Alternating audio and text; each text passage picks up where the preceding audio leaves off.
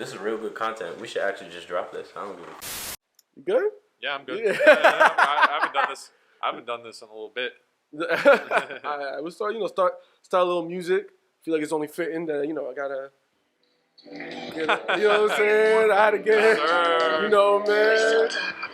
Sir. Man. Yo, every time I hear you say the butcher coming, yo, finish it. I did. Finish it. Butcher coming, dude. Yo, butcher's coming, dude.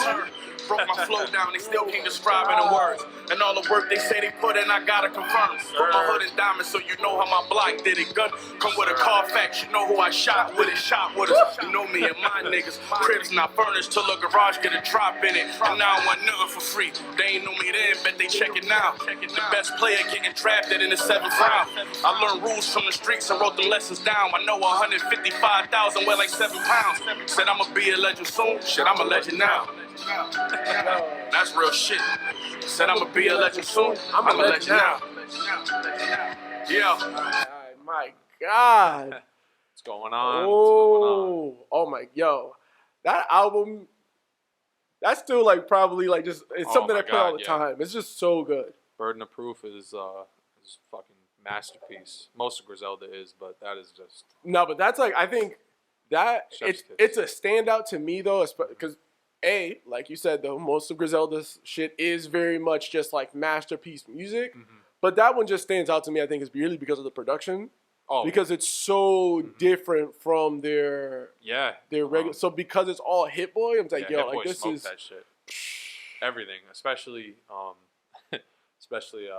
One Way Flight. Hoes get fucked and sent home early, just like the Clippers. Yo. Yeah, yo. Everything on that. Yeah. On that shit is absolute heat. It's amazing. God, fucking. It's funny because that song played on the shuffle on the way here. Word? Why, when it played, I was like, what the fuck is happening right now? That shit caught me off guard. Oh, man. All right. Welcome all to episode number 44 of the What Are We Even Talking About podcast. I am your host, Izzy, and today I have with me a special guest. Yeah. Well, usually if you watched my old podcast. Yo, the old pod, yeah. But you would know me as the DADest man on the planet, or Aaron.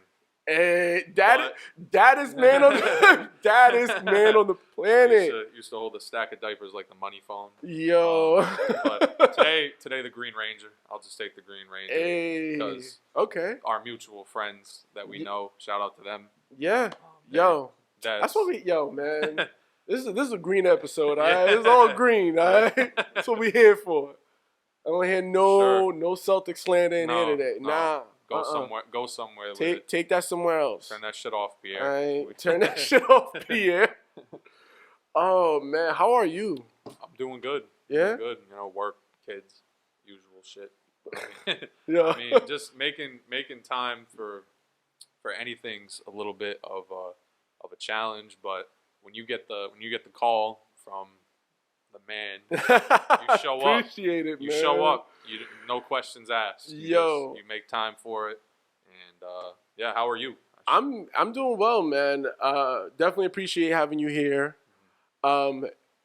It's been definitely like a journey. I think anytime I have like just different people on the pod with me, I think I've been. I was kind of going through like, all right, I just want to get all of like the people who are like all of my super, super close people. So like, I've had like my brother on, like all my, best friends and like all this stuff. But now I'm like, nah, like I want to start going through the people who I have just very obscure but very strong connections with. Yeah.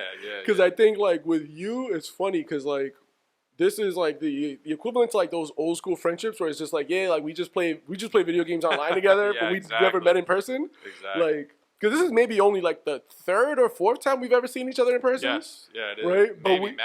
Maybe max. Like 5 is generous for like number of times we might have seen each other in person. Because even today when I saw you, I was like, I always forget how tall this man is. Like, I always forget how tall Aaron is. Yeah, we ate tacos with Chris once. Yeah, yes. So that's why I'm always just like, I always forget those things, but then it's just like, but we talk on pretty much a daily basis through like through our different Facebook groups, and we're just interacting on a daily basis. So I was like, I gotta have Aaron on. mainly just for those reasons, just because I know that it's a very very special instance where it's someone that I don't see all the time, but I know the conversation is gonna just like flow like nothing, and it's just like purely like comfortable. Because even before we started recording and before the mics were on, we've been talking for like an hour, just like shooting the shit anyway. So we got a rapport. It's not like it's not like you have to build that up because we've you know, had back and forths online. Sometimes good, sometimes over jet shit. You know, but that doesn't, you know. But you know, and I'm grateful for. Was Chris your last guest? Yeah. Grateful for Chris. A few years back, introducing me to Izzy, Phil, and I know that this is you know, Phil, all of them, the varsity club, everybody involved with that. It's a special group, and I'm grateful for Chris. Shout out to you, introducing me to all you guys a few years back, and yeah, I mean, I'm appreciative of it. Yeah, Chris is great guy. Great guy. Bro, I think because I met Chris through the similar circumstances that I met you, where it was just like we're part of a group and we just like someone introduced us and we all like just forged these bonds over common interests, and then now are just actual friends, which is dope as shit. So kind of getting into the topics list, and I think it makes sense because we're talking about just social media and all of that stuff. Facebook renaming to Meta. That shit's nuts. Very wild. It's very wild. First off, Facebook renaming their shit, people are just like, oh, you know, the privacy. It's like, no, it makes sense to rename it just because you gotta like take the standard course of time. That's just kind of like you have to change with the times. You got to move forward with shit. The real shit that's kind of the bigger story to think about is this whole metaverse thing in general. I was gonna say, I know Skynet when I see Skynet. And that shit is Skynet right there. That's Skynet like a motherfucker. That's Skynet with some lipstick on it to make it look pretty. That shit it's scary. And honestly, you know, fuck Mark Zuckerberg. He's always on my ass whenever I am on Facebook. He always throws me in the clink. But you know, it's not surprising to me, like you just said, from a business standpoint, why they would do that.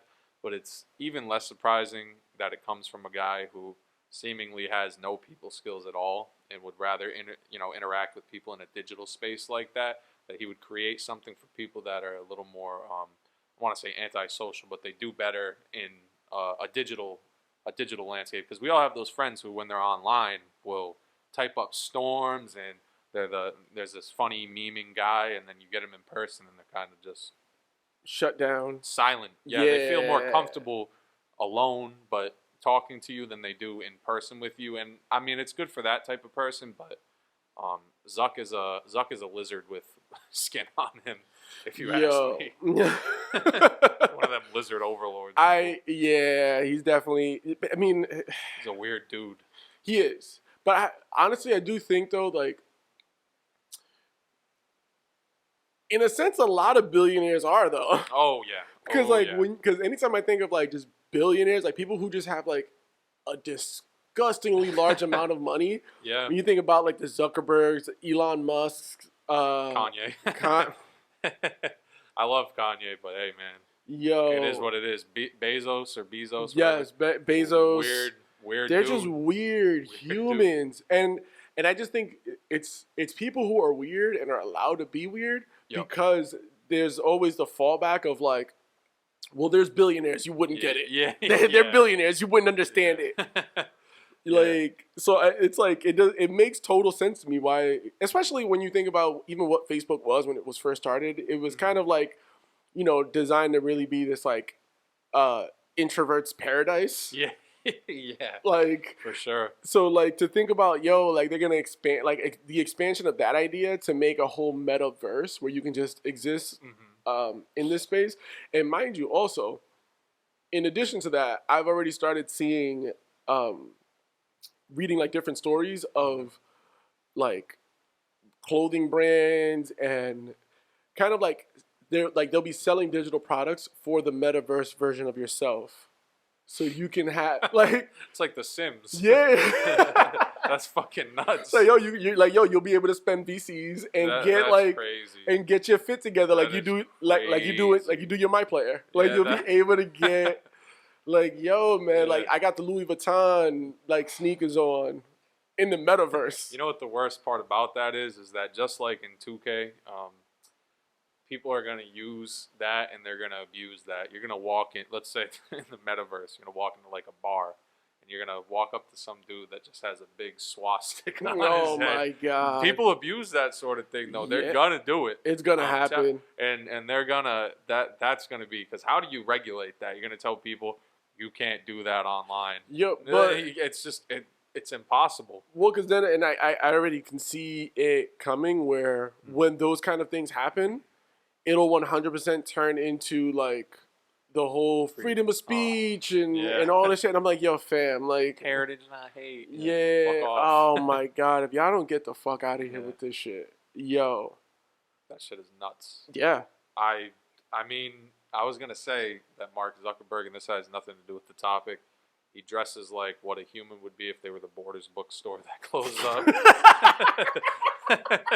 Has nothing to do. If Borders was a human, it would be Mark Zuckerberg. Yo. Dry, stale. Yeah. Very neutral colors. Very neutral colors. Always like always occupied. There's just always Harry people Potter. there. Yeah. Oh my goodness. What are we even talking about? Yo. Yeah. Look, I've heard you guys use that before on the show, and it's different in person. Yeah, it's different. It helps. It definitely helps. I'm telling you, that's literally where the name came from. It was just like a brainstorming session. We were just like, yo, what are we even talking about? It's like, that's it. I was like, if the day ever comes where we like make a fucking like a movie, there's like a biopic on like the story of this podcast. It'll be like that eureka moment of just like, there it is. What are we watching? Yeah, what are we even watching? Yeah, speaking of, and I think it's perfect segue, Kanye, we mentioned him a little bit earlier, and I'm just like, you know what? Like, let's get right into it. Let's get right into this Kanye shit. Where do you even, like, I haven't. First, yay. My apologies. He's a symbol. How may I? No. Yeah. He's actually officially changed his name. That's crazy. He's changed his name officially from Kanye West to just Ye. I mean, it's not bad. I've heard worse. Yeah. It's strange, but I don't think it's. I mean, a lot of people refer to him as Ye or Yeezy anyway. Like, oh, Yeezy dropped or Ye dropped. So it's really. But legally, though, that's the part. My license, and it just says one word, yay. Yeah. Like, if he was in some asinine part of the country that lived under a rock, like for no reason, like in Arkansas, and he handed somebody his license to buy some booze, and they saw yay, get the fuck out of here. Man, you don't get out of here. It's not your fucking name, sir. Yeah. So yay. There's just so much to unpack. Said a lot of shit. Yeah, so Ye was on Drink Champs, which is a podcast show on Revolt TV, run by Nori and DJ EFN. He was talking his shit on there. Oh my God. I haven't watched the whole thing yet. I got 40 minutes in. Yeah, I haven't watched the whole thing. There are two parts that stood out to me the most that I think are really worth mentioning. The first has to be Big Sean comment. Oh my God, that is, Kanye said that his biggest mistake, right? Yeah, his biggest mistake was signing Big Sean. That's fucking messy. That is messy because for years Big Sean would sub him kind of about owning his masters. Like he had I don't remember what song it is, but he had a line there. He's like, now I'm up owning all of them. I signed a slave deal, and now I'm up owning all of my masters. It's like he would drop little bars here and there that I was like, I think that pardon me, I was about to say Kanye. I don't think Ye would like that, to hear that shit on a song that's going to definitely chart. So this has been brewing for a little bit, if you've paid attention. But, like, for him to just come out and call it that, I think he knows more of the business shit, but I will just go based off of Big Sean's talent alone in his profile. That it's a baseless, stupid thing to say, if you ask me. No, I agree. Because he is a very talented artist. Dude, honestly, I don't know that Big Sean has dropped a bad album. No, he hasn't. Like, every Big Sean album, like, because I remember being a fan of Big Sean during, like, the Finally Famous, like, mixtape days. Yeah. You know what I'm saying? Where he was just doing, like... He's wearing teaser snapbacks. Yeah. Like, I loved that Big Sean. And I think once he... And, like, I think his... Because a lot of times, too, like, the transition of, like, the super dope mixtape artist doesn't always... parallel well to the album artist because you just have to like every album needs to be different. There needs to be some different concepts. There needs to be just for sure something different. And honestly, like when I think about Big Sean's albums, I do think of each album as completely different from the other ones. Like there's always like I feel like I can listen to a song and be like, oh yeah, that's from like the Dark Skies album shit. Like okay, that's from the I Decided shit. Like so, because I didn't get to that segment yet. Did he say why he felt that way? Yes, he did. I would love to know why he said that. So the context behind why he said that bullshit was in relation to Kanye's campaign when he was running for president. Oh. So he was saying, so why he was like, he felt betrayed by Sean because Sean was siding, pretty much was like more so siding with like the Democratic Party. And not siding with Kanye. What the fuck? On this president. So he was just like, yo, like, how are you gonna... That's nuts. Like, yo, I put you on... John Legend too, right? Yeah. He threw a dig at John Legend. Same thing. He was like, I put all of y'all on, and this is how y'all repay me. And I'm just like, yo, Kanye, like... That's not how it works. That's not... And we also can't take this whole Kanye for president thing serious. No. That's not... Absolutely That's not a thing. No. Like, I think people, because I hate when people are just like, yo, man, Kanye's a genius. I know he's a musical genius. Yeah. Like Ye is a musical genius. Yes. That doesn't translate to other things. No. Like, I would say he speaks pretty eloquently, but the way that I've noticed lately, especially, is that a lot of the things he says, he puts together nicely, but it's a whole bunch of nothing. Yeah. It sounds great. But it's really, it's just because it's an artist. Yeah. Like it's someone because that's also like it's the power of a true creative. Exactly. To be able to speak and say nothing at all. I know this. I'm a creator. Like I can do that. Yeah. No, it's definitely a gift. I was gonna say to use one point from that interview. He was pretty much giving the audience or everybody, pardon me, the idea that living out of a backpack is like the truest form of life because owning a house is what they want you to do. You know, the society and people in class, it's a class division thing. I have a backpack and I can go and I walked into the Ritz Hotel the other day. It's like, all right, stop right there. If I lived out of a backpack. I'm living out of a backpack. Yeah, I'm not fucking sleeping in Kennedy Plaza. Yes, I'm not going into the Ritz Hotel. That's not an option. That's where it starts, and then where it ends is at a point he mentions I have 80 accounts with money in it. Then you're not. I have 2 or 3. Yeah, like you're not living out of a backpack. No, motherfucker, no. You lived in a stadium for a couple days. It's not the same. The idea sounds nice, and he packages it very nicely. He's like, "Oh, trust fund kids are doing it too." Yeah, they're trust fund kids. And I think that's always people like. This is how I feel, and this is like a quick aside. This is how I feel when I hear people. Let's call them white people. Usually is when I hear people say, like, when people go camping. Oh my God, I hate when it's like, yo, like, we're gonna go camping, and I'm just like, yo, like, that's a wild luxury to be like, yo, I'm going to abandon everything that I've worked hard for and, like, pretend that I'm homeless for the weekend. This is vacation. Like, yo, fam, nah, that's almost, like, that's a little too close to home for a motherfucker like me. Like, that's a dice roll. Like, oh, man. Like, I don't want to go pretend to be homeless and then get comfortable. Like, Yeah. nah. There's definitely a subsection of and we'll get back to the other shit. What are we even talking about? Yes. But there is a subsection of whites that are the camping, fishing whites, and personally, I've never done this. No, you've Look never. at this fish. Yo, Yeah, look at this fish. I've never done that before, and I'm not in that category.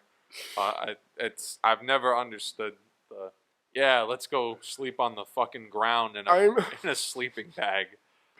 I'm so happy you're here too, because my brother asked me. It might have been after last week's episode, the one before. Yep. He was just like, "Yo, when are you gonna have somebody white on the podcast?" And I was like, "I don't know yet. I don't know."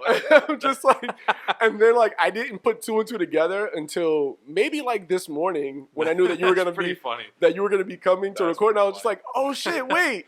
Aaron is white. Like, this is perfect. This is fantastic. I could check off the box. I'm officially an equal opportunity podcaster now. Officially, this is now an equal opportunity. You would have been on Fox News one more episode. Yeah. Like, if I would have went the full year without having any, like, appearance, oh, man. Yeah.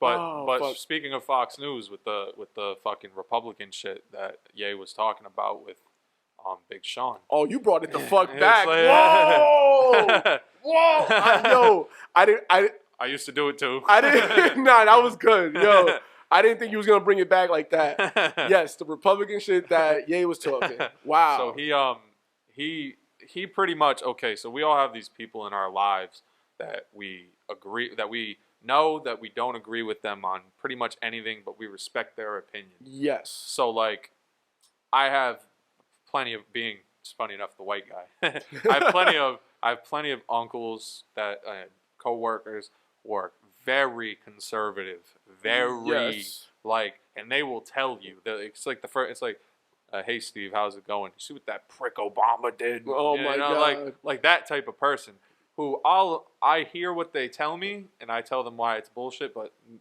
they're not hearing it. I let them.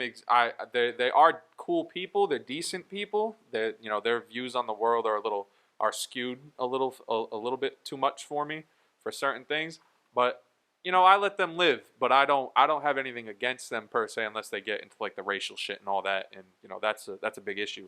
What I'm saying is pretty much is that it's like with Kanye expecting Big Sean to abandon his views because I signed you. That's fucking asinine. Exactly. That's like it. Let's say you introduced me to baseball and I had never watched baseball before, but I was, or you took me to my first baseball game. That's a better example. I've always been a Red Sox fan.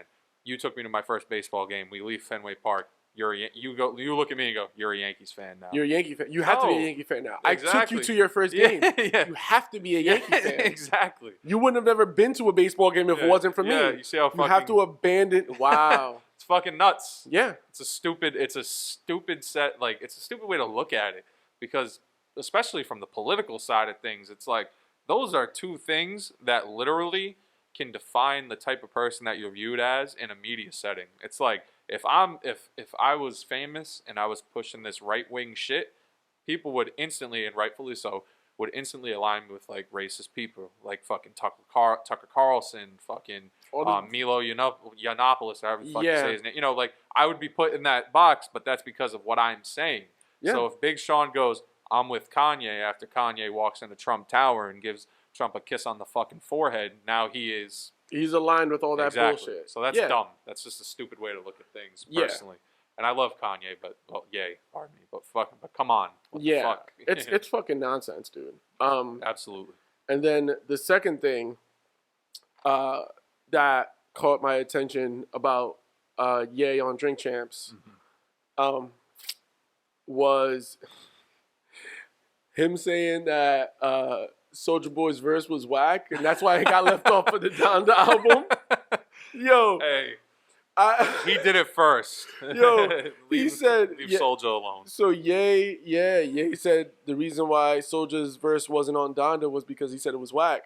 And then Soulja was live reacting on... What was he, on Twitch? He was just like live. Something like that. Yeah, it was like I Twitch. bet it was, because he's a video gamer. Yeah, so, and he was just like watching it. live. Man. And, yo, his live reaction man. to it was incredible. Yo, honestly, Soulja might not ever need to sell records again. No. Honestly. I don't need him to ever make good music again. I think he might be the funniest non-comedian on earth right now. He is, and you know that whole Soulja Boy did it first shit. He's not lying a lot of the time. He's really not wrong. No, it's a little scary to think about it. Like the whole Apple shit where he was like, I was the first rapper to have an iPhone, and he pulled up a thing of him inking a deal with Apple when they dropped the first iPhone, and it's a picture of him in like the baggy ass fucking clothes, and he's holding an iPhone. It's like, yo, what the fuck? Yeah, he was doing shit. I beat up one of the Paul brothers first. It's when they first started on YouTube. This was during that fight with Woodley. Yep. So he posts a picture on Twitter of him punching one of the Paul brothers from like 2013. Yo, like, this what the motherfucker. fuck? Yeah, he's just been doing shit forever. I mean, shout out to him. For some perspective, when I was in 5th grade, that's when Crank That came out. Yo, are you old enough to drink? Yo, like I should have carded you before you came in here. You big as shit, but yo, I always forget just like the age difference between us. Mm-hmm. It makes me feel old. We're just wild. It's a wild concept. But yeah, because I think I was in like 10th grade when Crank That came out. Really? Yeah. Is that really? Oh. Yeah. Fifth grade was 5th grade was a tough year. Yeah. 5th grade was a tough year. What a year. Oh my goodness. One thing that he had mentioned in that I had thought was kind of crazy was the verses stuff. Did you hear about that? I didn't listen to that part. I did I read some stuff about it. Was him saying something along the lines of like it would take like 5 people or some shit. So they asked him if he would ever do a Drake versus, and he said absolutely. And I was like, okay, that's cool. But then they said, would you ever do a Hove versus? He said, that's my boss. No, ain't no way. No, absolutely not. That is not. And Kanye. So when he, like you just said, he said he needed 4 or 5 people to take him down. He might not be lying. Oh no, he not wrong. He might not be lying because I know that can be perceived as arrogance, and it definitely is. But sometimes it ain't arrogance if you're not lying. No. Telling the truth. He is. That shit was. Bro, yeah, no. That's nuts. A Kanye versus is super difficult because. Again, because people always get caught up, I think, when it comes to verses, they're like, oh, somebody with like a big enough catalog, yo, fam, like 20 versus 20. Yeah. Kanye's 20 is it's almost unbeatable. It's like, it would take someone like Hove to be able to beat a Kanye 20. Drake definitely can't do it, but his first probably 14 would make it a good run. And it's just all perspective with the versus thing. Like, I know everybody has their own scores, but Drake's run has been insane chart-wise. But from pure, like, classics standpoint, Kanye gets him out of here. I mean, I also just think that when it comes to verses, it's like so much of verses is really like it's really a nostalgia play. So, like, I think when you're thinking of, like, recent artists and stuff like that, like, think about any artist who's been on verses who has current music out today. Yep. The current music never rings off because it's not what we're here for. No, exactly. It's not what we're here for. So it's like, what is Drake doing when Gold Digger hits? Yeah, nothing. Don't tell me that he's gonna play Laugh Now Cry Later because I'm not here for that. I'm not here for that. I am not here for the recent shit. It's just exactly. So the nostalgia part of that is wild, but it's like to pull from the Joe Budden podcast, they had always talked about a little while ago when verses were a little bit newer. They talk about Nas, and they'd always be like, if Nas did one, what do you do when halftime comes on? What are you doing when Rewind comes on? Fam. You don't do anything. you just all right, I lost. Or Yeah, like, New York yo, State of Mind. What do you do? It's You tough. can't do it. You can't do it. It's tough. It is tough, and I think that's where there are some artists that like you really. Because I think also like another one that comes to mind because there are just some artists who have those records that like if you're standing on the other side, you know you're in for a long night. Yeah, for sure. Because I always think of anytime I think of like Drake doing the verses, part of me does always say like I would love to see like Drake and Wayne. Oh, for sure. As like the you know what I'm saying, like big brother, little brother type shit. But the only reason why I would probably want Wayne against someone else is because I want to see someone have to contend with Wayne playing a milli.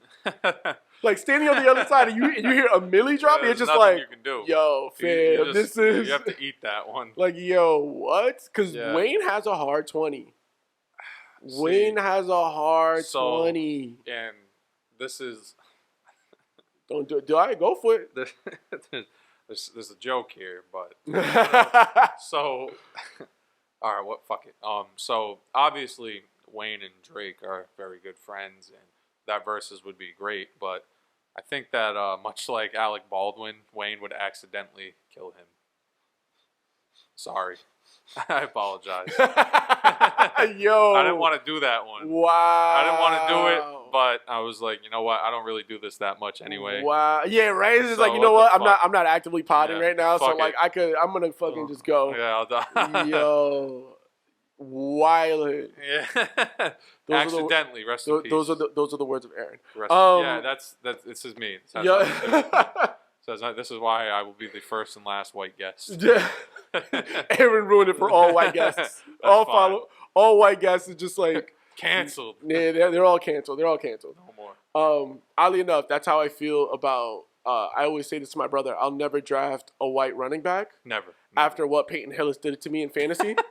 Bad move. Yeah, Peyton Hillis ruined it for me. Like he ruined it for all white running backs for me. That's why I've never drafted Christian McCaffrey. I just can't. I won't. Funny enough, we have a friend who, in that fantasy league that we ran a few years ago, when he was drunk, he was like, I'm going to draft all white people. Yes. And that team was a fucking juggernaut. Yeah. I remember that. I was so mad about that. That fucking team was thriving. I couldn't fucking believe it. I was like, why is Cooper Kupp and McCaffrey and Chris Hogan getting me out of here like this? This is fucking nuts. It makes no sense. Yeah, I remember that. I remember that shit. And I was just like, yo, how the fuck is this happening? No. Like, how is this happening right now? He was getting us the fuck out of here with that team. Yeah, I'm pretty sure he fucking won the league that year. I'm pretty sure, yeah. If I remember correctly, he did. Yeah. And that was off of a drunk thing. That wasn't even a strategy. That was, I'm wasted and you guys are here with your laptops. Watch this. Fucking hell. Fucking Brian. Hell, man. Speaking of Hove, Jay-Z was inducted into the Rock and Roll Hall of Fame. Woo! As he should be. That man is fucking royalty. Absolutely. The one thing I will say, I had no idea up until now that there was, what do you call it? There's there's years of eligibility involved. Oh, I didn't know that. Yeah, really? Yeah, I had no idea. Like sports. Yeah. That's fucking nuts. Because I'm like, yo, because I always thought to myself, like, because in sports it's normally like, yeah, like 5 years after you retire is when you're eligible to go into the Hall of Fame. They were like, yo, Jay-Z gets inducted into the Rock and Roll Hall of Fame on his first year of eligibility. I was just like, wait, what? There's years of eligibility? How does that work? Apparently, it's 25 years after your first album is when you become eligible. Jesus. So with this being the 25th anniversary of Reasonable Doubt, right? He was eligible and he got in. In my mind, I'm now like, so there's about to be a lot of, like, there should be a lot more hip-hop motherfuckers getting in. If it's like the 25th anniversary of the first album. Like, I mean, I was going to say, I had heard this conversation on a local radio station the other day as to whether or not they should have a different Hall of Fame for rappers altogether, or if they should just put it in a rock and roll in the Rock and Roll Hall of Fame like they do right now. I think personally, I think obviously he's very deserving. He is by my view the greatest to ever do it. Yes. The greatest to ever will be from a business sense, a music sense. Yes. Doesn't matter. But so for the way I see it with that is, I think it would be cool if they did have their own, like rappers had their own separate one. But it's cool to acknowledge them along some of the great entertainers who maybe there's now people who won't listen to his music but now have heard of Jay-Z because of this. Yes. And I think that's like people that are listening to fucking Madonna every day. Yes. And Pat Benatar and all that old shit. That when they see that news, because they, that's something that's important to them still, they'll be like, "Oh shit, who's this?" And maybe they'll just know who he is now. And I think that's a nice little value to it. But I would also say that it would be pretty cool if Hove, because it sounds like something he would do, would set up a Hall of Fame for rappers. So there's a museum. There is a hip hop museum being built in New York, and I don't know if that'll be the same as like a Hall of Fame, but there is a museum. So we are getting that. Probably in the Bronx. Who knows? But I need that empty bottle of Henny that Kanye had. Yo, that needs to be in there, yo. It has to be. That has to be in there, man. But yeah, man, I think also like the fact that like Hov was inducted by Dave Chappelle and more importantly by Barack Obama, like really goes to show like the impact of this man. That's excellence. Yeah, like it's well deserved. Like he is. I think I don't know that I respect the opinion of any. I don't respect anyone's hip hop opinion if you don't believe that Jay-Z is the greatest rapper of all time. I have a couple people, and this is, to me, it makes no sense, but they will put not Nas, not Pac, not even Big. They will put Wayne. Wayne? No, you see, I don't respect your opinion. Eminem is disqualified. I would just like to say this for this alone. Yeah, I mean, personally, I will say it. I'll say it because the thing that they pull with Eminem a lot of the time is who sold more records than him. Yeah. Then you go, why did he sell more records than him? Exactly. And I think the thing with the thing with Eminem also is just like that from the hip hop standpoint. Like, yo, Eminem was dope, but Eminem he wasn't making music for hip hop. No, it wasn't for like. Mm-hmm. I don't know too many hip hop heads who were just like bumping Eminem heavy. No, it wasn't the hip like. Me, like, growing up in New York, it wasn't like, yo, everyone's really bumping Eminem all the time. Like, not really. If you walked through Queens and heard Eminem. Nah, it was weird. Ain't no way. That would be insane. Ain't no way. And, like, and this isn't to say that Jay-Z has to be your favorite rapper, because even for me, like, my personal favorite rapper of all time is Nas. And I will forever, I will die on the hill that Nas beat Jay in that battle.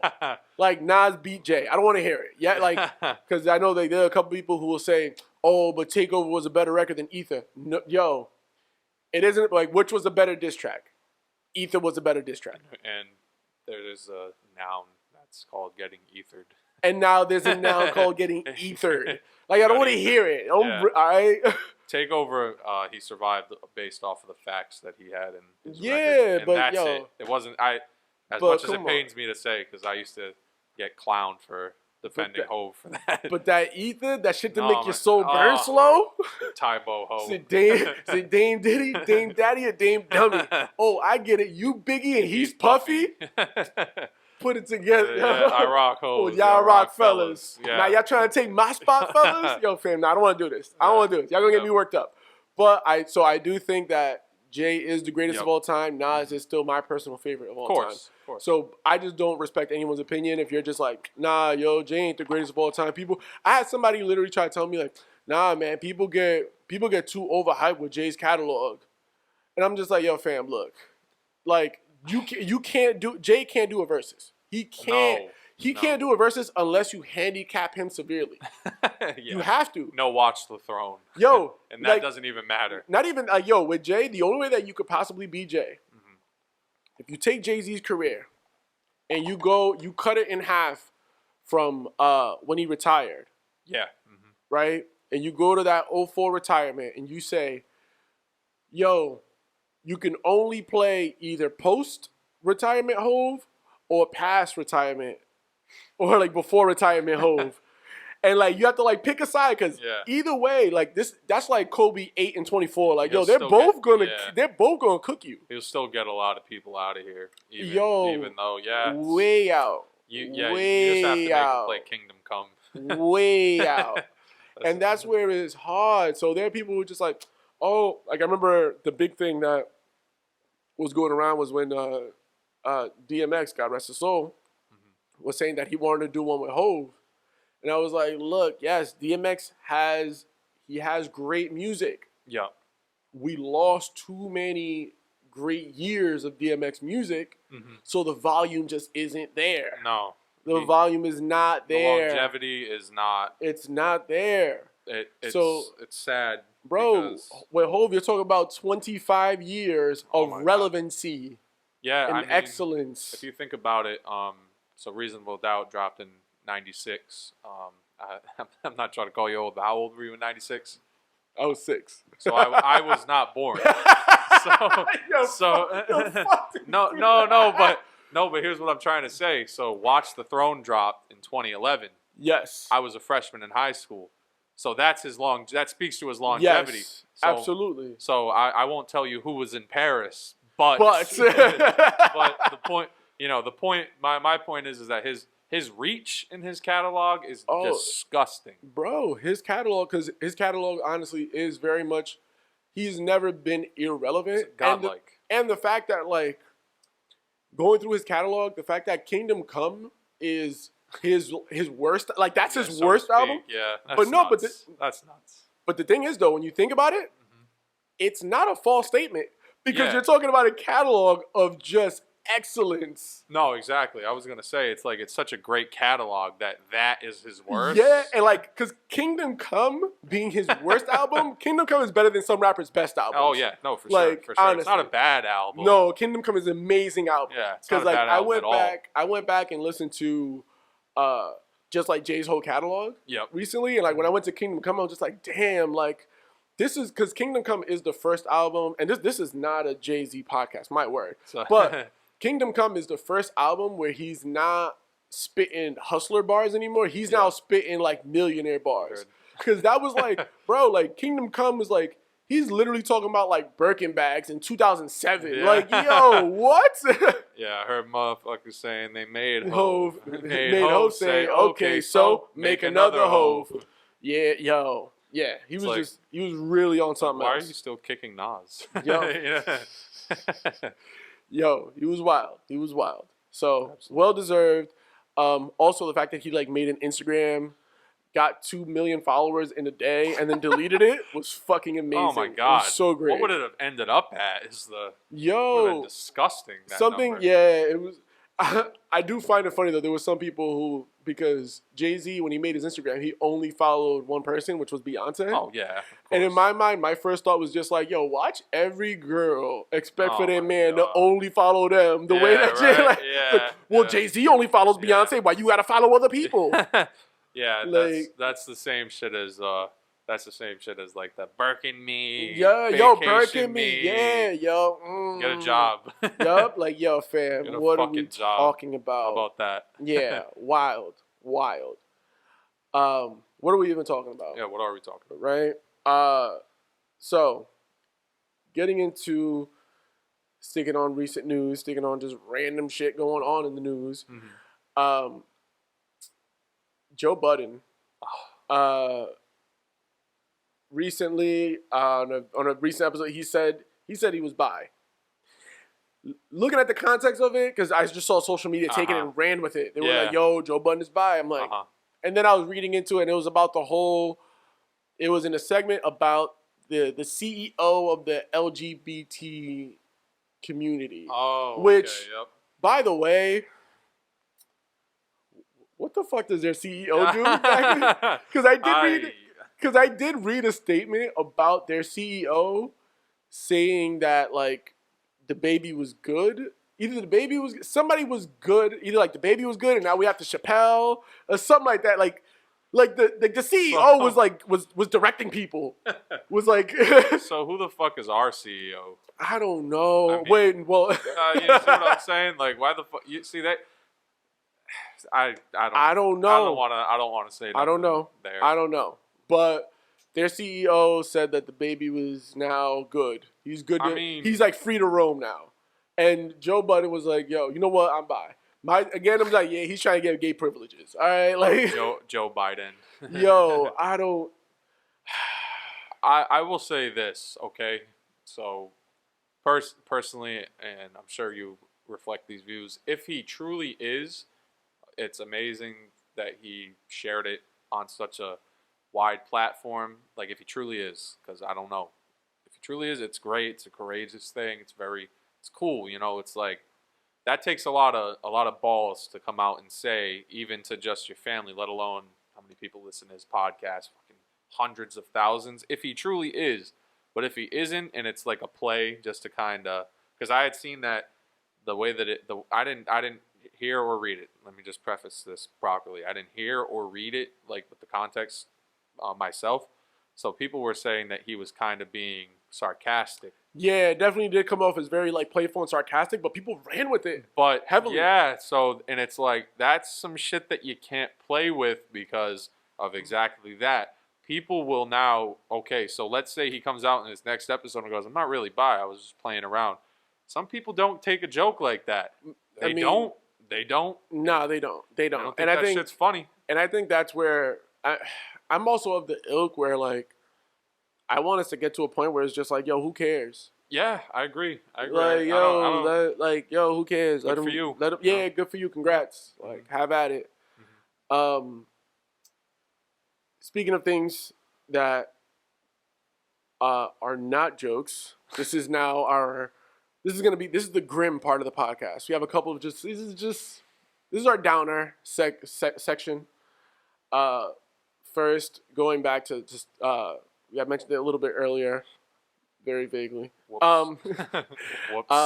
Alec Baldwin case is currently sheesh. Is currently I mean they're kind of going through the motions of it, kind of like trying to figure out like who takes the blame for this. It's hard, and it's funny. I had a conversation with some friends of mine about this.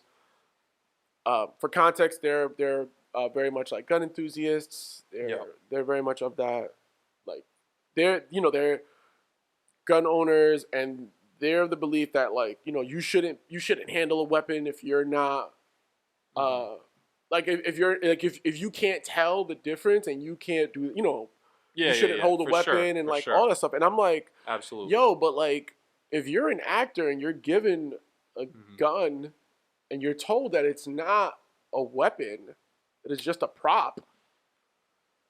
Okay, so here's the thing. The person so Alec Baldwin, yes, he killed the person, he killed somebody and he injured another person, right?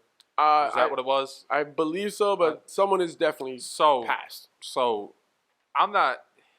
It's hard to say that he's not at fault, like from a surface level, but like he doesn't handle the guns. He doesn't clear the guns. He was given a gun under the pretense that A, it's empty, and B, it's not. It's non-lethal now. Of course, a gun is always lethal, as we just found out, unfortunately. Yeah. But it's like I don't see how you can put that on him. He was given a prop from a professional who was literally paid to make sure that the gun's cold, I think is what they call it. Yeah, cold guns. So he was given that by them. So how was he at fault for something that, you know what I mean? That's a tough thing to put on somebody. Well, they're also saying that the person who declared the gun cold wasn't the weapons master. It was like the assistant director or something of those lines who declared it cold. And I don't know where they came up with that. That's messy. That is messy. But my thing is, again though, from Baldwin's perspective, and this is where I think when I was having this conversation with amongst my friends and like their gun enthusiasts, I was very much on the side of Baldwin because they were like, yo, like Baldwin has to take the fall. I was like, yo, but like, because of the fact that he's under the belief that this is not like this is a cold weapon. How would he know? Honestly, he's not a gun. from everything that it seems, he's not some gun guy. How would he? So how would he know that the bullet? How could he even tell just by looking at? Let's say he checked the chamber if it's that type of gun. Yeah. And he looked at the bullet. How would he go? Oh, this is a blank. Yeah. How could he know? He's got to be. He can't take the fall for this one. If it was some reckless shit where he just took a gun and was like, okay, this is a prop. Yeah. And it wasn't somebody. If somebody didn't tell him that it was. If the situation existed where he had just taken the gun and fucking shot somebody on set and was like, what? Thought it was a prop. And didn't have somebody go, this is cold, here you go. Yeah. That's where it becomes, what the fuck? You just murdered somebody. Yeah. And that's tough. It's tough. That's tough. It is tough. And the gun people in general, my notes closed. The gun people in general are very big on the whole, anytime you hold the gun, keep your hand off the trigger. The safety thing is key. And it's very important. But again, you're given something that you think's cold. You're not thinking... What can you do? Yeah. Well, I mean, honestly, like, what was he supposed to do there? Yeah. What could he have done differently? Nothing, if you ask me. Personally, what could he have done? Yeah, nothing. I agree. There's nothing. There's no real conversation. I hope that he's not tried, and even the person that cleared it necessarily, I don't think that they should be slapped with murder and thrown in jail. But again, I'm not the person's family that lost a person, but they need to something does have to happen. Yes, for sure. And I think something will happen. It's just kind of like what happens. Yes, exactly. So yeah, again, prayers to that family. Rest in peace. Rest in peace to her. Because that's just, again, it's tragic as hell. Yeah, that's because you go to work on a set in Hollywood like that. It's like you expect to get home, Yeah. And on top of that, I had heard that, and I don't know if I had read it somewhere, so I never want to just say that it's true. So I want to just say I read this online, that a few people had quit who were handling the guns because they said it was an unsafe and kind of unprofessional environment in the area that they handled the guns. Yeah. And that the gun masters, I think is what they call them or something like that, a couple of them had said, no, fuck this, I'm not doing this. I don't want to be responsible if somebody gets shot. And they had issues, I guess, prior to that with weapons not being cold. So if that's true too, then whoever's running the show over there is in some shit. But if we're just going off what we know right now to be true, and it's, Baldwin had a gun that he didn't know was loaded, how can you blame the guy? And that's where it ends up being tough. So yeah, exactly. We'll see how that plays out. Of course. In other murder news, the fuck teak. Yeah, this is such a tough block This is what the fuck teak. Yeah. I blame you. The next one is Alpo. Oh, I thought you were going to do a different one. No, my bad. That's my bad. That's my bad. But Alpo. No. We'll do Alpo first and then what the fuck teak. Alpo. Well, he's from New York, so it counts. Yeah, it does count. It does go. Alpo Martinez. For those of you who don't know, if you've ever watched the movie Paid in Full, You tough. Yeah. He is the character portrayed as Rico, who's played by Cameron in the movie. For those of you who didn't know, that movie is based on a true story.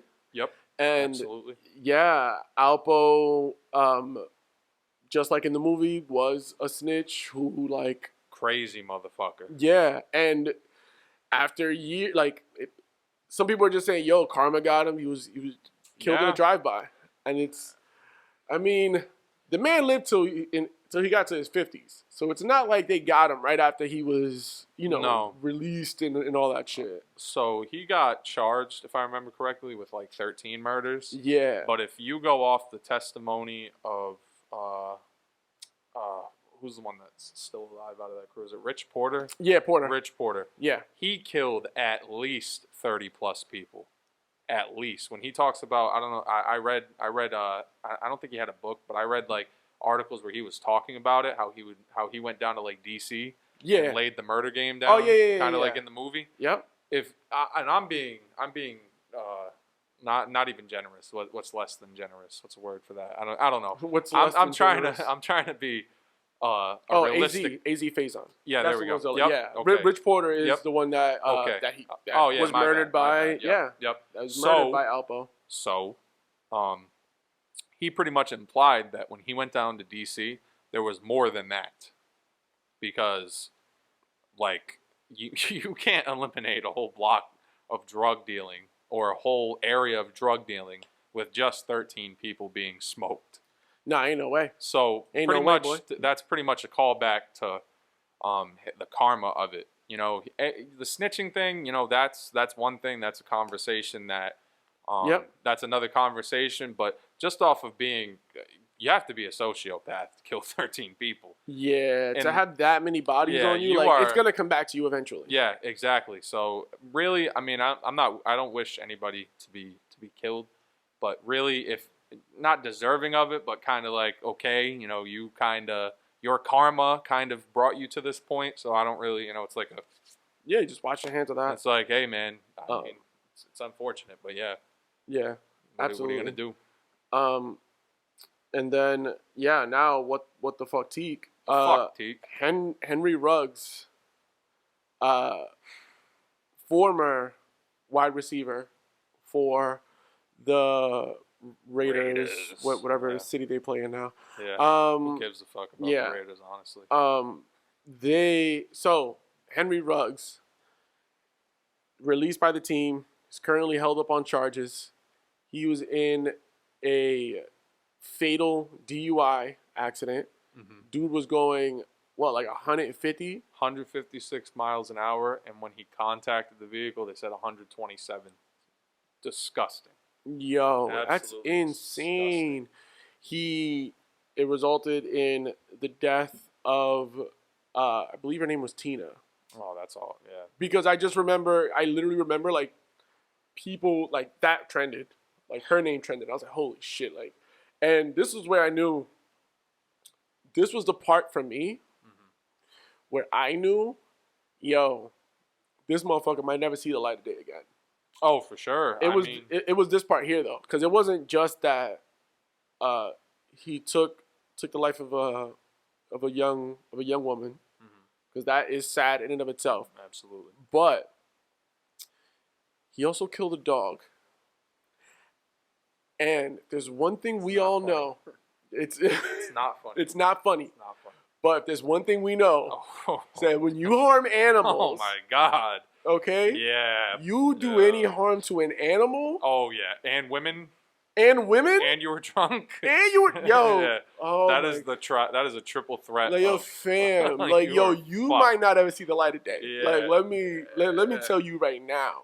Cause like, yeah. And I think on top of that too. Jesus, a dog. And I also feel like the dog, like, I may or may not have seen, like, the dog was like a golden retriever or something, which is like, like, do you realize, like, that's a white dog. Yo, white people love golden retrievers. White people love golden retrievers as much as the old Egyptians loved cats. I fucking had one growing up. Killed Coco, you fuck. Oh my, you son of a bitch. Dare he is gonna, he's gonna go away for a bit. He did that to himself. And he had a loaded gun in his car. So there is a lot there, and it's like, dude, what the fuck? You know, so I was talking about this with somebody at my job, and he had said most football teams, and I never thought about this, but it's definitely true. A lot of those professional football teams, like think about for a Dez Bryant. For those of you that don't know, Dez Bryant, very famous Dallas Cowboys wide receiver for a few years. He had some off-the-field issues. They had a 24-hour service in place for Dez Bryant, where if he was feeling sick, they'd go to CVS for him. If he was hungry, they'd go to McDonald's for him. If he wanted to go to the store, to the mall, to the club, who was there with him? Somebody watching him. Now, what I'm getting at here is that most teams have a private Uber service for when they're players, especially where are they? Vegas? Mm-hmm. I mean, what the fuck? That's like one of the party capitals of the world. He should have used his judgment that he's like, all right, I'm going to get fucked up tonight. I'm going to contact that luxury Uber service or driver service, limo service, whatever the fuck it is. He should have used his better judgment, contacted that person or people, whatever, private contractor, had gotten a ride instead of doing what he did. Because as soon as you get behind the wheel wasted, you're instantly, to me personally, it's at I look at you a certain way. If you're driving a car absolutely blitzed, I ain't talking about buzzed, a little buzz. No. Like you That's are different. out. Like you are like. And he didn't even know where he was. I heard when he fucking crashed. Oh, And dude. he had no idea where he was, so he had no business driving. He thought it was in Oakland. He probably thought he was in Oakland. Like, damn, I drove all the way from Oakland to Vegas. yeah, it was wild. That's fucked up. So yeah.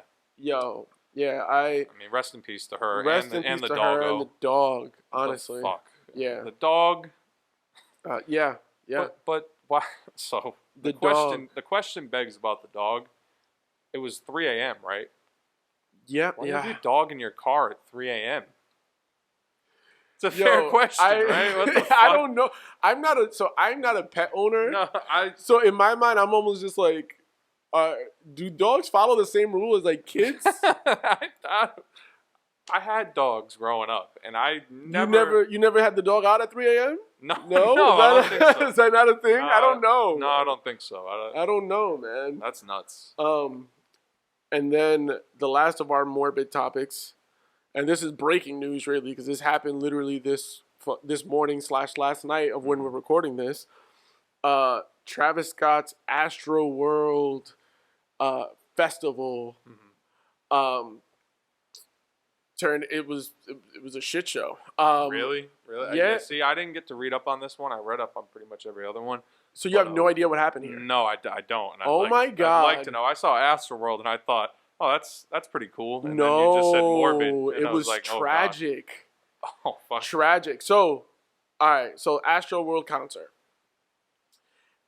turned to complete chaos with like people couldn't breathe. And there were, like the crowd started like compressing onto itself from people just trying to like seek oxygen. Yep. People died. Oh my God. So like you see videos of like the paramedics trying to get through the audience. Yep. The paramedics are doing CPR. Yep. While Travis Scott is performing. Oh my God. So like. That's awful. The current count right now, I believe, is over 8 to 10 people have lost their lives. There are about like 40 or 50 or so, something like that are injured. Oh my God. Because people, that's terrible, bro. Because people were literally like, and there's like video of it. Like there was somebody who described it as like, he was just like, "Yo, I legitimately felt like I was in hell. Like this is hell. Like I'm sitting here. There's this wild fucking like moshing music playing on the stage, and he was like, yo, around me there are just people collapsing, and like that's nuts. Like yo, people like he was like, yo, he's like, I never seen death before. There are people literally collapsing in front of me, changing colors, like their skin is just like they're turning pale and blue. It's wild, and I'm like, yo, and Travis Scott, and like yo, there were people who like were trying to get him to stop perform, like trying to stop the show, and they were just like. No. There were a few times where he like did stop and like pointed out like, yo, like go get like send someone help over there or whatever. But like for the most part, like, yo, he kept rocking. And then the wildest thing about it too is that you see Kylie Jenner post because she was at the show. Yeah. Right? But obviously she's in like a fucking VIP area, like away from the commoners. Yeah. But she posted up like a few she like posted up like photos on her posted up clips on her stories. And literally in her IG stories, you see fucking paramedics like in a cart trying to get through the crowd. And they couldn't get through the crowd. That's awful. So that's terrible. Yeah, man. So he the statement that he put out was just like, that he feels, obviously he feels horrible about what happened, prayers to the families. He's working with the police department and, like being as cooperative as possible. But like, yo, they're treating like the state has officially labeled it a mass casualty event, a mass casualty incident. That's awful. Because that many people lost their lives and that many people were severely injured by this. And like I've already seen posts of like law offices post on their stories like, if you were at the Travis Scott Astroworld concert, contact us. Yeah. And we'll like, yo, like people are gonna get a bag off of this. Oh, for sure. Emotional damages, physical damages. There's a lot. there is a lot that he's going to be in for it, honestly, and so is the venue. Dude, I've heard Venue's gonna like be in for it too. I mean, yo, yeah, and from what I was hearing again, it was just people just couldn't breathe because it was 50,000 people in this outdoor festival, Yep. all like packed in. Yep. There's fucking pyro and shit going off, which obviously that's fucking like sucking up the oxygen, sure. and like yo, people just couldn't breathe, and they just started like people are moshing and all this shit. Like Shit, yeah, I'm that's some Final Destination shit right all there. set with that bullshit, That is man. awful. All set with it. Prayers. Rest in peace. I've been seeing just a lot of. My girl actually sent like this morning. She like sent me all this stuff. She was like, "Yo, like look at this," and it just sent me like clips and like all the stuff from it. And I'm like, "Yo, what is this?" Yeah, that's Like, honestly, that's not what I expected when I saw Astroworld. yeah, no, That's crazy. no, that's the fuck it is. That's fucking terrible. Yeah, yeah, The fuck, Teak. dude. Just blame him for Oh that yeah, too. yeah. Everything is Teek's fault. Yeah, the fuck. It's all. And his hat. It's That's an insider. yo, that's the worst. Speaking of the worst, we're gonna transition to because I already know some of these topics we're gonna get. I'm chopping some things off the topics list because I know we're gonna get into because there's a couple things that I know we're gonna get really deep into. But the first thing, as we're getting into sports, first thing that I did want to talk about really quick was just WWE. They just went through what they kind of call like anytime this happens, I think that this one they call it like Black Thursday. They just released a whole slew of wrestlers again. Really? Yeah, and like this happened like a couple of months ago, as they were like, they said it was because of the pandemic and all that bullshit, but like COVID. They let go of a lot of really great talented wrestlers. Any notable ones? To the casual fans, probably not uberly notable ones. I mean, there's like Keith Lee, who's really awesome, Karrion Kross, Johnny Gargano. There's a lot, like it's a lot of names that are extremely talented. Yeah. And if they were anywhere else, would be treated like fucking megastars. Oh, I see what you're saying. But because they're in WWE, they're just kind of tossed to the Yeah. side, and you're just kind of dealing with, whatever it is. It's like fucking Walmart. Yeah, like wrestling. like whatever, pretty Yeah. much.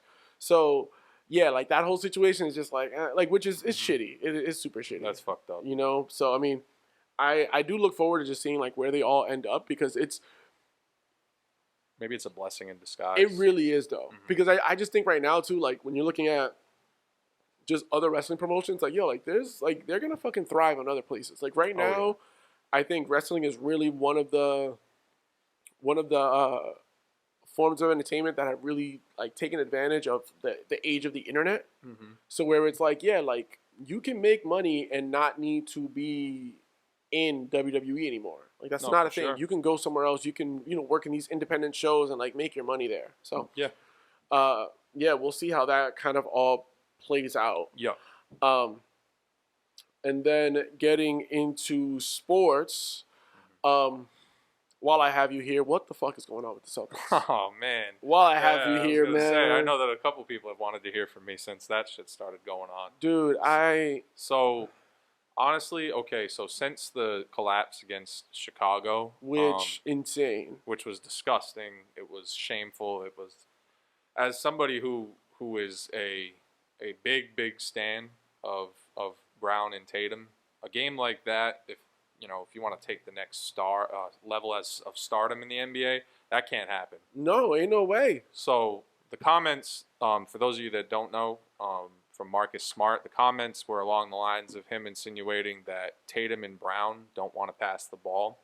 So, okay, they are a very isolation-heavy team, and that is true. What he's saying is true. The message is fine, but the messenger is not. Coming from him, it's like literally, and this is somebody that I know who used this. It would be like Hitler calling Confederate people racists. It's pretty much they are, but it's like I just don't know. You need to be the one telling us this. Exactly. So I will say this: they had that players only meeting, and they said it didn't go well.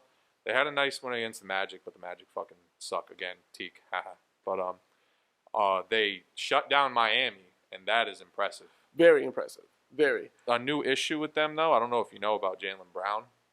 Mm-mm. He hurt his hammy against the Heat, and they Of don't. course. And they don't. Yeah, it figures. They don't Of know. course. They don't know if when he's going to be back. The real issue that that the Celtics have or have had, I guess, the last couple years, is that Brown and Tatum, they do move the ball, but they get stuck in the sense of like, okay, so if Tatum comes off of a screen from Grant Williams, and he's scanning the floor, and he can either go one-on-one and take a tough leaner against the defender, or he can throw it to Grant Williams. He can throw it to Romeo Langford, who's playing nice now. But the point is, it's just the talent around them doesn't allow some of those passes out of double teams to be recorded as assists. I mean, I also think that like Tatum right now is in his. He's like, I think now more than ever, his like style of play is modeled after the I don't pass the ball Kobe. Yeah, like, for sure. He's very much, for sure. He's in that stage of his career right now. He's in the I don't pass the ball Kobe stage where I'm just like, oh, I'm not going to pass it. And but without having the luxury of having won some championships already, because Kobe did already. Mm-hmm. And it's like, it's tough because I would say, I don't like to dump on Tatum, but one thing that he's been doing recently that's been bad is the whole doing this to the refs after every drive. Yeah. It's like, dude, not for nothing. I know you're a fantastic player. Your potential's through the roof, but you're not going to get every call, and you are going to get hoed here and there. Yeah, it's going to happen. You just can't keep doing even LeBron, he does it, but he does it when it like in certain spots. He doesn't do it on every single fucking drive. It's not every play with Bron. I do like what they've been doing though since all of that bullshit happened, because they're playing defense now and he's getting back and they're moving the ball way more. So maybe this is what was needed. Maybe Smart just did what they didn't want to do. Like, can Peyton Pritchard go to the media and do this? No. Marcus Smart's not some superstar, but he's a respected name in the league to where him saying it doesn't sound super crazy, but if you watch the Celtics regular, it does. Yeah. You know, to like a Lakers fan, they might go, "Oh shit, Marcus Smart said that." They don't watch the Celtics every night. But if you know Marcus Smart from watching him, it's like, you're talking about what the fuck, you? Yeah. You? Exactly. It's nuts. So I think it's fixable because I do like the team that they have. It's just they need to keep playing fucking defense, and it starts there alone, because that style of play that they wanna do, where it's like switching on the defensive end, it's tough. You have to want to do it, and you know who's been great is fucking Al Horford. Oh, yeah. Averaging a double-double right now. Dude, what the fuck is that? He's amazing. He's great. I don't want to hear it. And it isn't just because he's Dominican and I love him. Yeah, he's aged great. But anyways, that's fuck everybody that doesn't like the Celtics. I don't know. That's all I got. Yeah. Yeah, man. I really do believe that the Celtics, like, if they could just get their shit together, like, their window is still there where they can kind of pull this thing, like, get this thing together, man. It's right there. The Sixers are not that much better than you. They're not. The Heat are not. The Heat have the names, but if they play the style of basketball that they did the other day, the Heat aren't always going to shoot like that. But if they're moving the ball, they have a chance against the Heat. I think the only ones that I have, like, real heavy worry about, as far as, like, if we were in a playoff series against them. Playoff series? It's for me. It's the Bulls and the Bucks. The Bucks are a. You know, it's weird. The Celtics' year last year was bad. They finished 500, but they were 2-1 against Milwaukee, and they should have been 3-0. Because in the third game that I'm referencing with Milwaukee, they were down 20 something, and they came back and lost by like 2 or 1. For some reason, their matchup with Milwaukee is, I don't know why it works, but it does, because their bench players were flourishing against Milwaukee.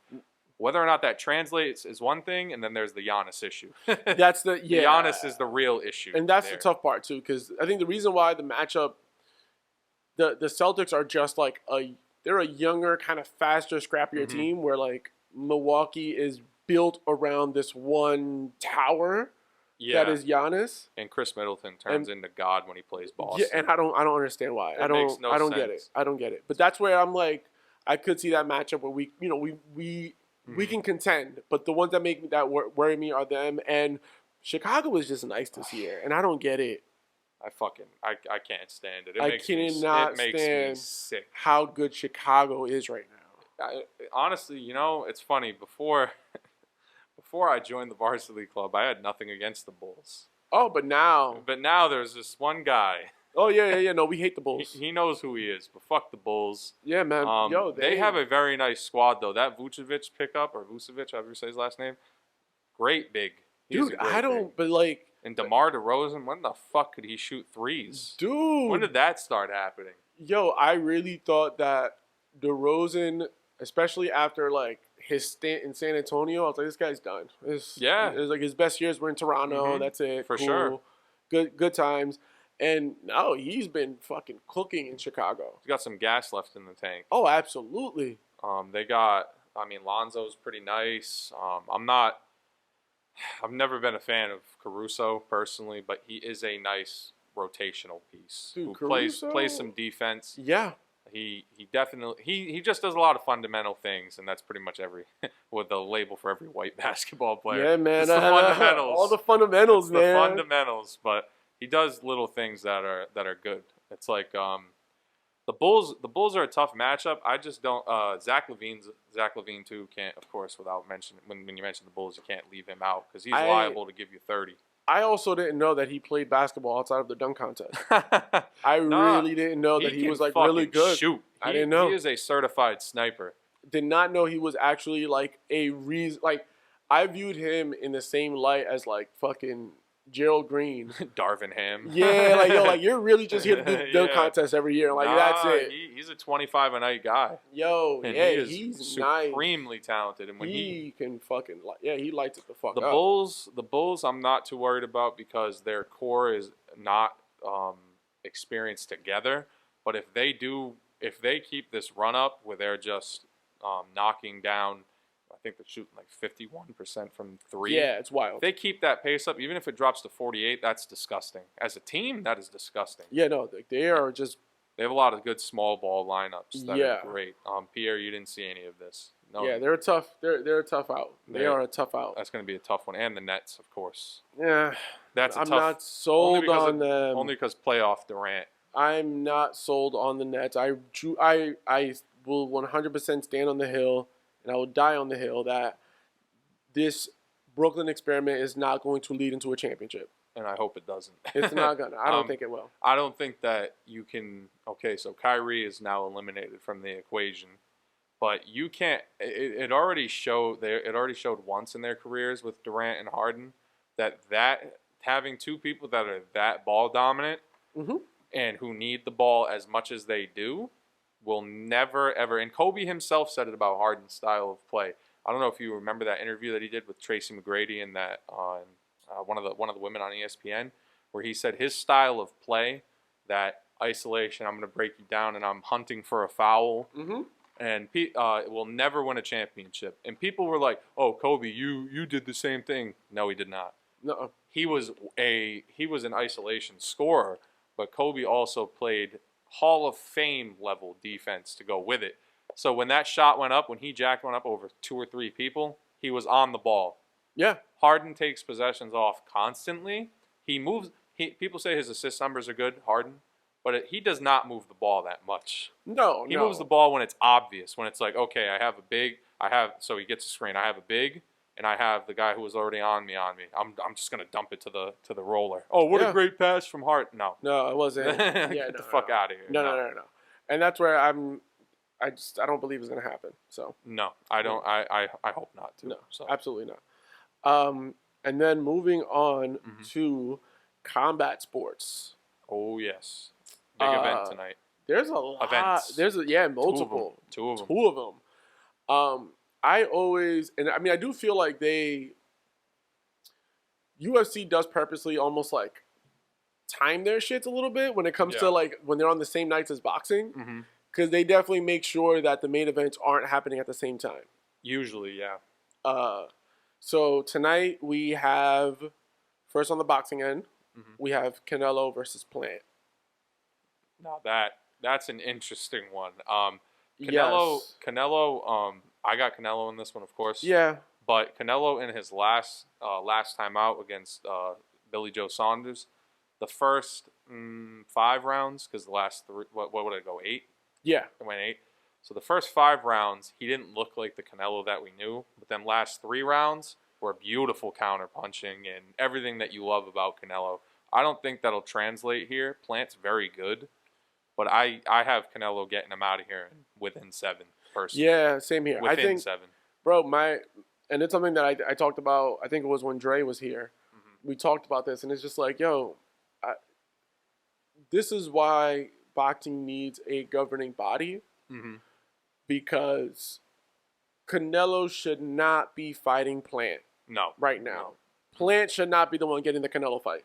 No, absolutely not. Like, and the fact that, like, as a fighter, you get to kind of pick who you want, and they have to pick you back. Like, it is no different than when you're at like a dance in middle school or high school, and you're just waiting for, because like you have to ask someone to dance, and they have to like agree to dance with you and all that shit, and it's just like, yo, fam, what? Like, it makes no sense. That's not like, that should not be the case for this. The UFC got it right with that one. And I think that's where on the UFC end, we're now getting fucking Usman Covington 2.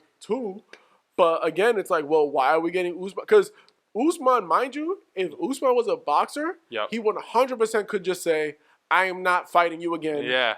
I beat you handedly. You are not getting another fight with me. So here's something tough about that matchup.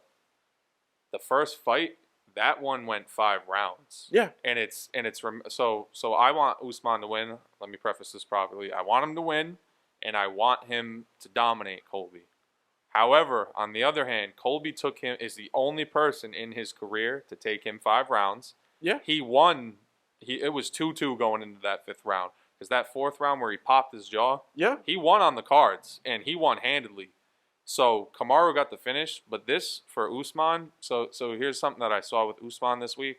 He was talking about fighting Canelo in retirement, and it's like, okay, so I want him to win, and I'm very happy for him because he's a fantastic fighter, one of the best ones we've seen. He can't fuck up with like Jan Blachowicz just did for the UFC fans. And the non-UFC fans, actually, pardon me. The non-UFC fans. Jan Blachowicz was light heavyweight champion. He fought on the most recent card, the one before this, last weekend. His whole press run up to fighting this guy, Glover Teixeira, his opponent, he was talking about another guy, Corey Anderson. He was talking about being a better fighter than Israel Adesanya. And he was talking about John Jones being scared of him. 3 things that have nothing to do with the guy who is right here. I see an alarming pattern, and I don't know if that'll translate tonight and Colby will win. But I'm just saying he shouldn't take that opponent that he has that's across from him for granted, because it is the only guy who gave him a 5-round fight and was that close. And he said it himself. He's a top 10 welterweight of all time. He's just a piece of shit. What do you have as the outcome right now? Oh, I got Kamaru. I got Kamaru by. I'll even give you. He probably gets him in the 4th by TKO, kind of like he did last time. If it goes to the cards, I think that's bad for Kamaru because Colby's such a volume puncher. Oh yeah. He's a volume guy. Yeah. I think I agree with you. If it goes to the cards, that's bad. He's one of those fighters who like firmly understands how to get his points. Oh, for sure. I know how to get my points. I know how to win on the cards. If I can get this to a decision, I can win it here by the numbers. Oh, Usman is like, no, I'm going to knock you the fuck out, and I'm not leaving it up to anyone. And I will wrestle you for 5 rounds if I have to. And that's why I agree with you. 4th round. 4th round TKO. 4th round TKO, mainly because I think it'll be 3 rounds of like Usman just really weighing him down. Like Usman just should. like really He just should. like wearing him all the way down, and then fourth round is just like, I'm gonna finish you, because Usman's conditioning is insane. Oh, for sure. It's insane. They both really are, and this is a real treat if you're a UFC fan. Oh, absolutely. Because Colby, again, despite him being a massive douchebag, Yeah. he is a fantastic fighter, and it's really just, it's something that it's funny. You probably don't see me in there talking about UFC, but I don't think anybody other than Alex really likes it. No, people don't really. I love it.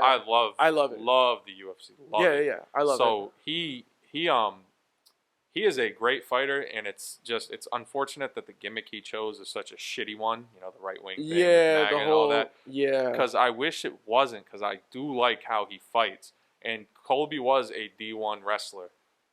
Kamaru was a D2 wrestler. So in that fight, the last one, it was all stand up because it was personal. They just wanted to strike.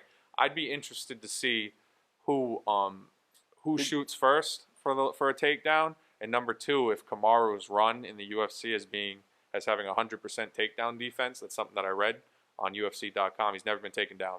I'm pretty He's sure. I think every single one. I feel like Colby will go for it. He should try. Because I do think I think he will go for it, especially considering the fact that the first time around it was pure stand up, like where we're throwing hands. That's it. Yeah. I'm pretty sure this time around he's coming at it as like it's not personal. I need to get this win. Yeah. This is more. more. It has to be. It isn't like he's not going into it as emotional as he did the first time around. Yeah. So I do feel like Covington will go for the takedown, but again, I think Usman is. I think he's get it done. I think he's a level above him for sure. Usman had said one thing. Funny enough, I was just ragging on him for his press conferences, but he said something that was pretty cool yesterday at the pre-fight. He said, it's not his exact words, but he said Colby's going to have to live with the fact that he was a great fighter throughout his career, but there was somebody that was there that was always better than him. Oh, and my God. that's a bar. That is a bar. I call I call that the fucking the Daniel Cormier timeline. Yo. Yeah. Oh my God. As a resident John Jones fan, I loved every minute of that. I can't defend what he just did, but dude, every minute. DC again.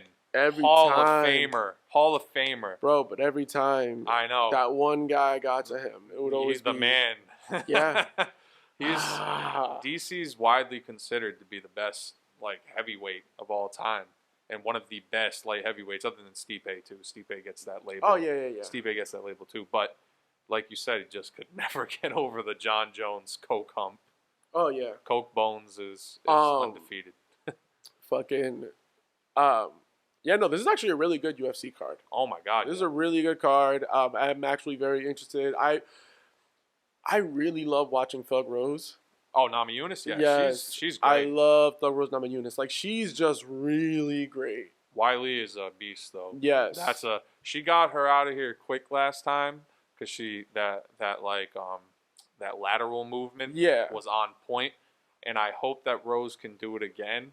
It's just Wiley, other than that one fight with Rose, I don't know that she's ever been punked like that before. No, definitely. Well, you could just tell also, I think she was getting to that point where fighters get to, and it's hard to not get to that point because I view it as like she got to the same place where like Anderson Silva got against Weidman, where it's just you're getting to this point where you're kind of cocky. And you've really just been untouchable, and nobody could tell you different. And then you get to a point when you fuck around and find out. And that's what happened with that one. So, I am very interested to see how this fight goes tonight. Noticeable speed difference last time. Oh, yeah. Very absolutely. Noticeable. Absolutely. Trevor Whitman's a genius. Yeah. So, I'm interested to see how this all plays out. Yeah, no, I'm a big MMA guy. Actually, fun fact, tomorrow night there is a local MMA. Yeah, CES is having. Yep. Yeah, they're having some fights. I'm actually gonna be going. Oh, that's so my first CES event. That's what's up. Yeah, so know a few guys who are gonna be fighting on that. I dabble a bit nowadays. I dabble a bit. Yep. But yeah, man. Gaethje Chandler too. Can't wait for that one. Can't wait for that one. Dude, it's a like. Oftentimes, I feel like the UFC. There are some cards that are so main event heavy. Yep. That it's just like you could just tell it's like, yo, we're putting everything into the main event, This is the and card like of the year easily. and like the rest of it is just like whatever. Yeah. This was like, because I feel like it happens a lot with cards that have like McGregor at the top. You know what I'm saying? Or like when you have like Masvidal up there, like the ones that are gonna get like the casual person. Yep. Those you could tell the undercard and like the rest of the rest of the card is just like whatever. We'll just they're gonna come no matter what because they're coming from McGregor. So we could save our money here. But when you get like and not saying that like Usman Covington isn't a great main event, but it's totally a main event for actual fight fans. Yes. It's not a main event for the casual fan. No. This is for like the fight fans. And and suitably so, the rest of the card is for like the fight fan who's gonna like sit there and watch everything from like prelims, main card, everything. Just sit there and just enjoy the shit. Yeah, I not to keep rambling about this, but for the lightweight division, because it's the most stacked one in the sport, personally, I want Poirier to beat Oliveira, so that we get, and I want Gaethje to beat Chandler, so that we get, so that we can get Poirier Gaethje too after maybe Oliveira gets his rematch. That would be dope, because that first Poirier Gaethje. That was a fucking stand-up special. It was beautiful. Beautiful fight. Beautiful fight. Yeah. I would love for that. Love for that to happen. That was almost as good as Poirier and Hooker's fight. Darren Hooker. I didn't see that one. If you want. I gotta see that one. One of the greatest and I'm not exaggerating, I swear. One of the greatest striking displays you will ever see. I gotta see that one then. It's nuts. It was nuts. I gotta see that. Absolutely insane from both of them. But I you know how sometimes you see personally sometimes I'll see replays of fights that are like 17 minutes and I'm like, I'm not watching that one. When I watched that replay, because I'm not gonna lie, I didn't see that one live. Yeah. All 25 minutes was exciting. I gotta see all that striking. One. I gotta look that one up then. Fucking great. But yeah.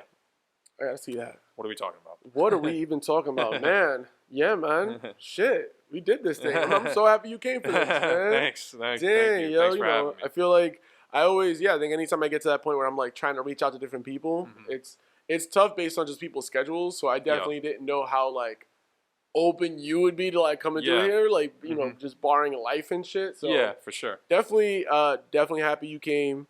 Thank you for having me. Of course, this has been great. It's been real.